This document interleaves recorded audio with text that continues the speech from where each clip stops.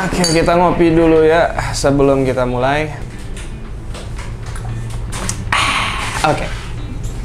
Assalamualaikum warahmatullahi wabarakatuh. Balik lagi di channel Surya Kusuma. Dan kita lanjut di Helmet Tech ya, teknologi helm. Oke, kita taruh dulu nih kopinya. Nah, seperti di episode sebelumnya, gue hari ini di episode sekarang mau ngebahas tentang helm pasti. Oke, tapi kita bakal bahas bagian-bagian helmnya. Jadi mulai dari hal yang paling mendasar, yaitu batoknya dan apa aja sih yang nempel ke batok ya, atau shell helm ini, sama di dalamnya tuh ada apa aja. Nah, pasti teman-teman udah apalah gitu ya. Maksudnya dari review-review helm pasti kan ngebahas tentang dari bentuk shellnya, dari bahan shellnya kan. Terus busa pasti EPS. Nah, itu hal-hal yang umum. Masuk ventilasi. Nah, ya, tapi kan rata-rata kalau di review itu pasti ya nempel semua. Nah, ini alhamdulillah gue ada rezeki gitu ya, dapat helm yang bukan helm yang fancy-fancy banget. Helmnya mereknya, nah langsung lihat aja ya. Oke, gue dapat LS2. Dan ini udah gue bongkar semua ya. Dan ini hal paling mendasar dari helm. Ini adalah batoknya. Oke, bisa dilihat. Nah, ya kalau misalkan batoknya aja itu memang ini pembunuh ketampanan ya kalau kita pakai tanpa apa-apa gitu ya. Nah, mantap ya. Oke. Jadi bukan helm half face saja yang membunuh ketampanan, full face juga sama. Oke. Nah, si batok ini macam-macam kan materialnya. Ada yang dari ABS ya. Oke, termoplastik yang sebenarnya perbedaan ABS sama termoplastik itu bisa dibilang 11-12. Terus ada yang berbahan fiber, di atas itu ada kombinasi dari fiberglass, karbon, yang misalkan kalau istilahnya dari AGV itu adalah karbon aramid, ya. Atau misalkan di KYT itu namanya, KYT Suomi itu namanya trikarboko, ya. Arai punya istilahnya sendiri, tapi pada dasarnya sih untuk bahannya itu pasti kombinasi dari fiberglass dan karbon. Dan yang terakhir pasti itu full karbon. Ya, kalau full karbon ya tau lah ya, ada Arai yang SRC gitu ya, yang harganya bisa seharga motor 2,5 cc baru ya, atau BMW second juga dapat lah. Oke, nah ini shellnya ya gitu. Gua nggak akan spesifik ngebahas shell si LS2, nggak, cuman ngeliatin aja bahwa ini yang disebut shell ya. Nah, yang nempel di shell ini ada banyak ya. Oke, dan ini sebenarnya salah satu contoh, bisa dibilang contoh yang bagus lah ya, apalagi di ventilasinya nih. Ini lubangnya gede nih ya, jadi intake udara ke ventilasi itu pasti ya optimal harusnya nih. Tapi baik lagi, gue nggak akan review si helmnya. Ada ventilasi yang pasti ada lubangnya. Nah, misalkan kalau ternyata ventilasi ada tapi nggak ada lubangnya, berarti nggak jalan tuh. Kayak di belakang juga ini ada lubangnya. Nah, oke, untuk shell sendiri ini sebenarnya hal yang misalkan untuk keamanan ya, ini yang pertama kali kena impact kan. Oke, jadi ya kekuatan si shell itu penting. Sebenarnya ini si LS2 ini mantap sih. Tuh. Kalau pakai tenaga juga. Mungkin next time gue bawa temen gue yang nge-gym kayaknya ya. Om King Kong mungkin. Ups. Nah, ini sih mantap ya. Karena sebenarnya LS2 ini LS2 Stream by the way ya. Kayak produksi 2016 kalau dilihat. Nah, jadi di dalam shellnya itu pasti ada informasi-informasi ya, beberapa informasi. Kalau di sini sih dia ada beberapa keterangan yang udah agak pudar, tapi di EPS-nya dia ada informasi tentang tahun produksinya.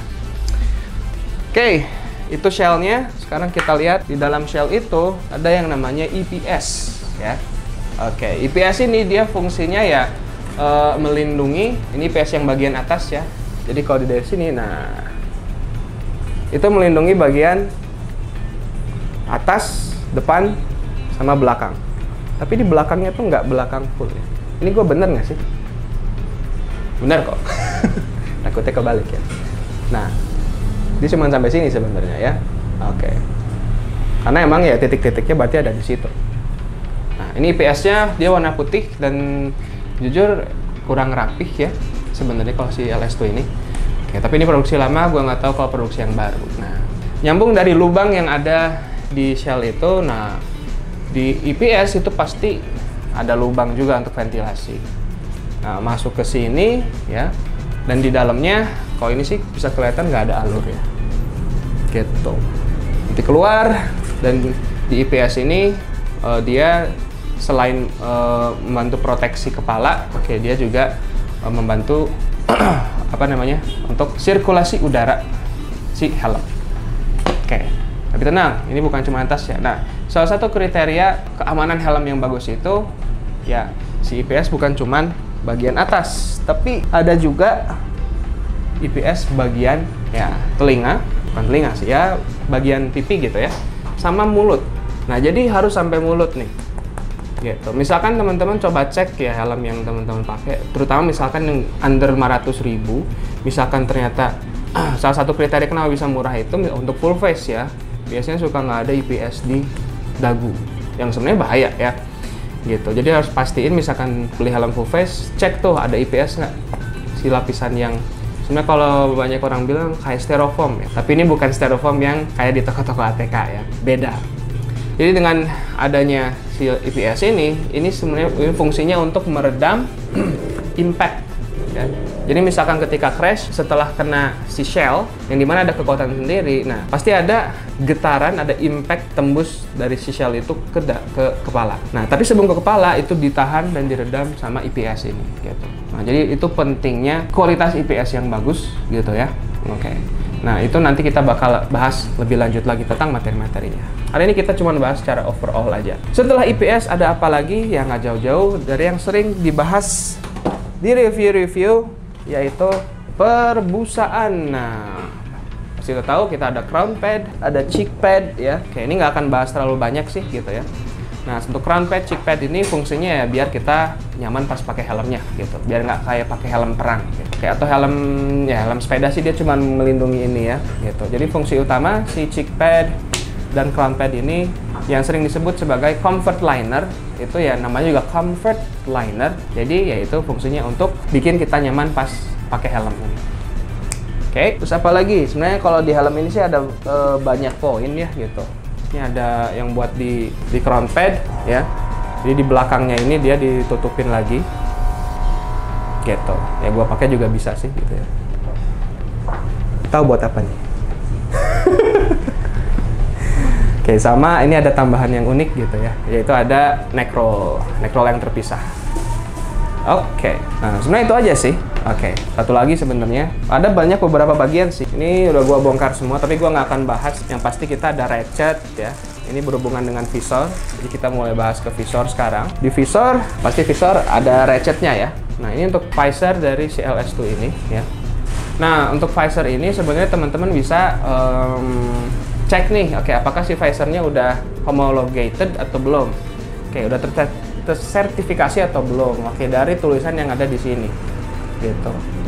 Nah, di sini ada tulisan kayak misalkan exceeds fast 3, kayaknya fast 8 ya, fast 8. Oke. Nah, kalau misalkan udah ada tulisan kayak gini, terus ada kode, misalkan di sini ada E9 ya, FFMHR74. Nah, ini kita bakal bahas lebih lanjut apa sih maksud dari kode-kode ini ya. Berarti si visor teman-teman itu udah homologated, udah sesuai standar keamanan ya. Karena visor itu penting gitu. Misalkan ada impact gitu ya. Misalkan tidak terstandarisasi, bisa aja ada stone chip yang agak gede gitu, tajam. Kalau misalkan nggak kena standar, bisa tembus, kan bahaya, kena mata. Nah, misalkan jalan cepat juga jangan buka visornya ya, pastikan posisi tutup gitu. Nah, fleksibilitas dari si visor ini juga salah satu pertimbangan terbesar ya, makanya pilih kalau bisa ya, misalkan aftermarket pun untuk iridium yang kayak gitu, usahain yang ori.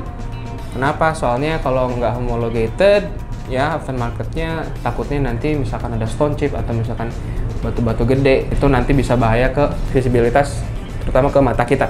Nah, si visor ini juga keamanan pengaruh, hubungannya erat ya sama si ratchet sebenarnya. Oke, nah si ratchet ini fungsinya kayak untuk mengunci ya si visor ke batok atau ke shell. Nah, misalkan si ratchetnya ini gitu ya, gue sih percaya untuk setiap ratchet itu ya udah diperhitungkan dengan baik gitu ya. Cuman teman-teman harus cek nih, jangan sampai misalkan ya, kan kadang kita ya nggak pakai aja gitu, kita nggak cek nih, misalkan bautnya longgar nggak, who knows, right? Jadi mungkin coba teman-teman cek gitu ya, apakah si bautnya itu longgar atau enggak. Soalnya kalau misalkan longgar kan bahaya juga, misalkan si visor di jalan tiba-tiba copot. Dan si ratchet ini penting juga nih teknologinya, soalnya kayak gue waktu itu pengalaman pernah pakai NJS, dan kayaknya teman-teman juga pakai NJS ZX1 yang lama itu, seri-seri yang lama, awal-awal batch awal lah ya. itu suka gampang copot tuh si visornya.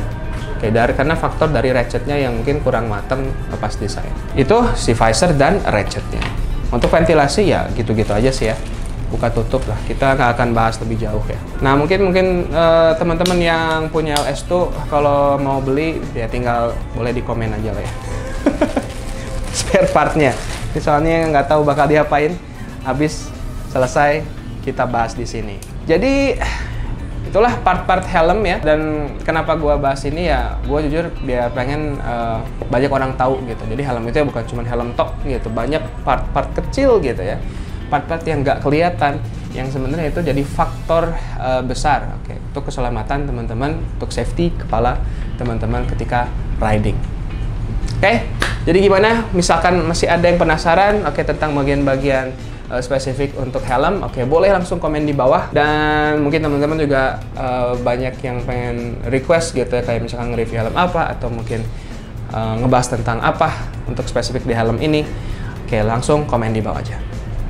Oke, sekian untuk pembahasan helmet tech kali ini. Terima kasih buat teman-teman yang udah nonton sampai akhir, dan ingat untuk sehat selalu. Oke, ridingnya harus safety, gearnya juga harus safety. Sekian, dan kita ketemu lagi di episode selanjutnya. Ciao.